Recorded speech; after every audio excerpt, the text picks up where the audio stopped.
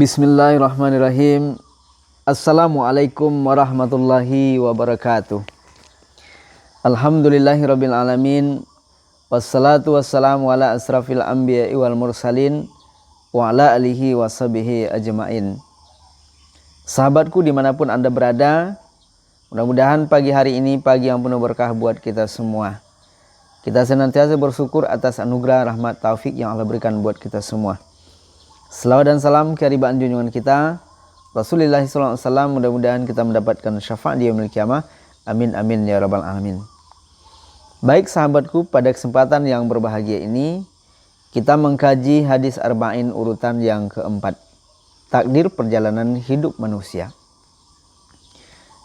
An Abi Abdurrahman Abdillah bin Mas'ud radhiyallahu anhu qala, haddatsana Rasulullah sallallahu alaihi wasallam wa huwa shadiqul masduq, inna ahadakum yujma'u khalquhu fi butni ummihi arba'ina yawman nutfah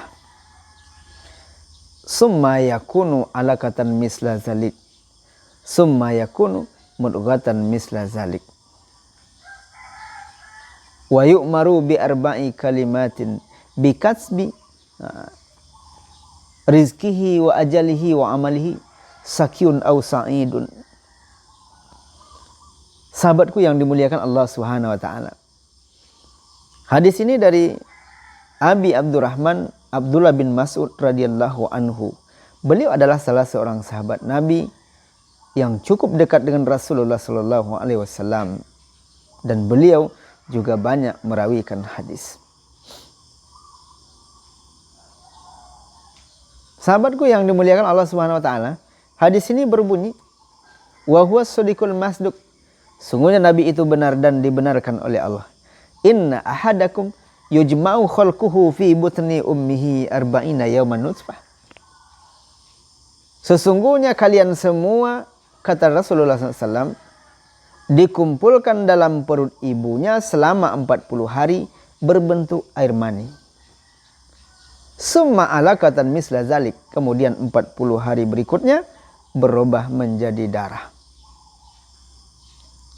Summa alaqatan misla zalik, summa yakunu mudghatan misla zalik, kemudian setelah 40 hari ketiga berubah menjadi daging. Summa yursalu ilaihil malak fayanfuhu fihi ruh. Nah, ketika itu Allah perintahkan malaikat untuk meniupkan ruh ke calon bayi ataupun calon makhluk Allah Subhanahu wa taala yang akan lahir suatu saat ke bumi. Sahabatku yang dimuliakan Allah Subhanahu wa taala, ini salah satu fase perjalanan manusia. 40 hari pertama berbentuk air mani, 40 hari kedua berbentuk darah, 40 hari ketiga berbentuk daging, dan ditiupkan ruh oleh malaikat atas perintah Allah Subhanahu wa taala. Wa yu'maru bi arba'i kalimat. Dan di waktu itu sudah ditetapkan 4 perkara, 4 hal kepada seseorang ketika berada 4 bulan dalam kandungan ibu ataupun 120 hari dalam kandungan ibu. Apa yang ditetapkan tadi? Yang pertama, rezekinya. Rezeki sudah ditetapkan oleh Allah di waktu kita berada dalam kandungan ibu. Sahabatku yang dimuliakan Allah Subhanahu wa taala, jangan kita membaca hadis ini secara tekstual saja. Jangan kita berpikir, oh kalau rezeki sudah ditetapkan oleh Allah, ngapain lagi kami mencari rezeki? Bagus duduk berdiam diri di rumah, rezeki akan datang sendiri. Ini salah cara pemahamannya. Memang rezeki sudah ditetapkan oleh Allah, namun manusia dituntut untuk ikhtiar dan berusaha dan berdoa untuk mendapatkan itu. Ini salah satu contoh. Ada nasi yang sudah sampai ke dalam piring kita, termasuk lauknya, sayurnya, segala macam. Di situ kita berpikir, ya sudah, rezeki akan datang dari Allah, takdir sajalah yang menentukan. Kira-kira nasi yang dalam piring tadi, dia masuk sendiri tidak ke kerongkongan kita? Atau ada unsur usaha? Tentu unsur usaha menyuap nasi itu, menyampaikan ke dalam mulut kita, kemudian diproses di dalam mulut, kemudian baru turun dia ke lambung. Ternyata ikhtiar juga penting. Nah, yang kedua adalah yang ditetapkan oleh Allah Subhanahu wa taala, ajal manusia. Nah, berapa tahun jatah umurnya sudah ditetapkan oleh Allah. Namun kita tidak tahu. Kita tidak tahu berapa jatah umur diberikan oleh Allah kepada kita.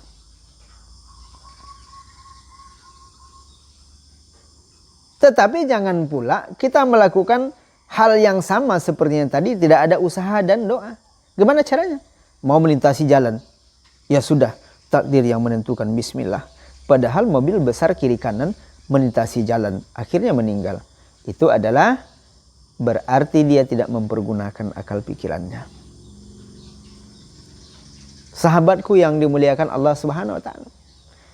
Tetapi apabila kita mau melintasi jalan, sudah kita pastikan kiri kanan tidak ada lagi kendaraan, tetapi tiba-tiba ada satu menerobot, kita meninggal.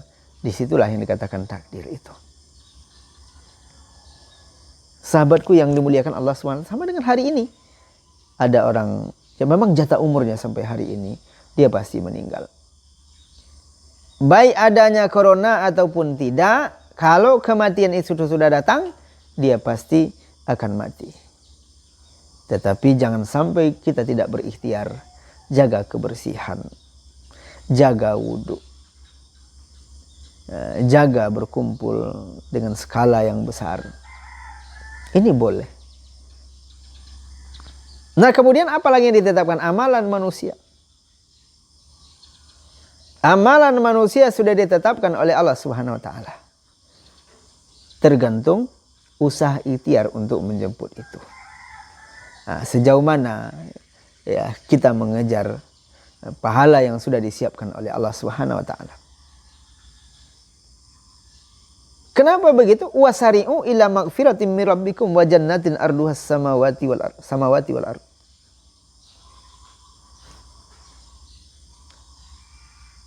Wasari'u ila magfiratin min rabbikum wa jannatin arduhas samawati wal ard.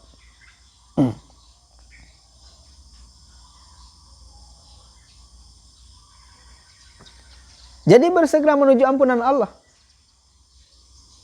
Bersegera menuju ampunan. Kenapa? Allah sediakan surga seluas langit dan bumi. Ada usaha untuk mewujudkan itu. Sakyun au sa'idun, baik celaka ataupun bahagia, sudah ditetapkan oleh Allah SWT. Tapi jangan pula kita tafsirkan, kenapa si fulan ini dia pencuri? Memang dia ciptakan oleh Allah untuk itu. Dia sebagai pencuri, tidak.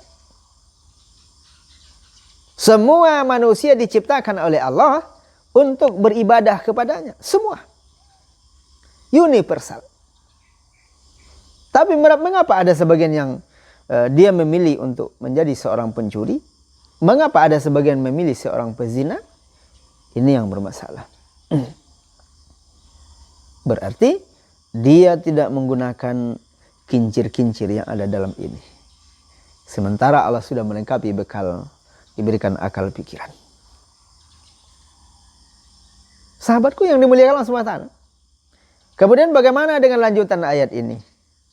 Lanjutan hadis ini, mohon maaf. Bagaimana lanjutan dengan hadis ini? Ada orang yang melakukan amal ibadah, melakukan amalan-amalan surga,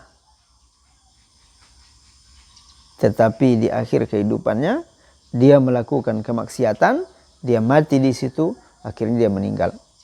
Padahal kata Nabi, jarak mereka dengan surga itu ila zira. Jaraknya hanya sedikit, 1 hasta saja. Tetapi ketika sudah ditetapkan untuknya takdir, kemudian dia melakukan keburukan di akhir kehidupannya, akhirnya dia meninggal dunia, masuklah dia ke dalam neraka. Bagaimana ulama menyikapi hadis ini? Ulama menyikapi hadis ini adalah Berarti orang yang tadi mungkin bisa jadi ketika dia beribadah dulunya tidak ikhlas kepada Allah. Dilihat, dipandang oleh mata manusia yang memang luar biasa. Bantuannya mengalir, sholatnya taat, bacaan Qur'annya bagus. Tetapi kenapa di akhir kehidupannya itu mati dalam keadaan su'ul khatimah? Mungkin bisa jadi ketika dia dulu melakukan ibadah itu karena makhluk Allah. Ingin dipuji oleh orang lain. Dan sebaliknya ada orang yang melakukan amalan neraka. Terlihat dia bermaksiat amalan-amal neraka yang dilakukannya. Tetapi di akhir kehidupannya dia bertaubat kepada Allah. Akhirnya dia masuk surga Allah SWT. Nah, jangan pula kita berpikir kalau begitu, bagus kami bermaksiat aja. Bagus kami berbuat jahat aja. Karena di akhir kehidupan nanti juga akan berada di akhir kebaikan. Karena itu sudah ditetapkan oleh Allah. Tidak mungkin orang ini benar-benar bertobat dia di akhir kehidupannya. Walaupun masa lalunya, masa lalu yang gelap, yang kelam. Tapi dia bertobat kepada Allah. Sahabat yang dimuliakan Allah SWT. Mudah-mudahan dengan kajian hadis Arba'in urutan yang keempat ini. Allah Subhanahu Wa Ta'ala berikan hidayah kepada hati kita. Amin. Ya Rabbal Alamin. Demikian. Assalamualaikum warahmatullahi wabarakatuh.